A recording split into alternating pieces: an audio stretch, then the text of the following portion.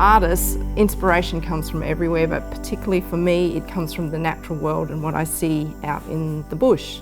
When you're looking for inspiration, you have to be as creative in sourcing your source of inspiration as you are with then creating a work on paper or a piece. Go out and visit places, go to botanical gardens, go to zoos, go to art galleries, maybe go to a market and just sit there and people watch.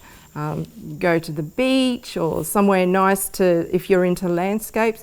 Inspiration comes from everywhere and it's really quite a personal thing. So for myself, I immerse myself in nature, so I might go for a canoe on my billabong, I might go for a walk in the bush, I might go for a ride on my bike. So it really depends on what sort of things interest you as to where you need to go to seek inspiration. So for example, I get a lot of people that are interested in portrait painting or landscape painting, and it's like I say right at the start, I'm not a portrait artist and I'm not a landscape artist, but I can show you different techniques to give you different effects, which then you can use to interpret the subject matter that inspires you the most.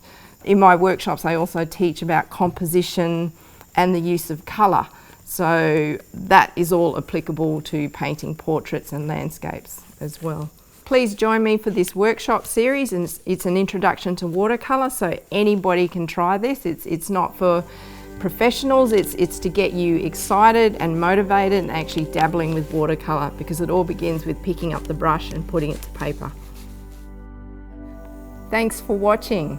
If you like this video, find more watercolour painting techniques here and subscribe to Channel NT for more workshops from Northern Territory artists. Visit channelnt.com.au.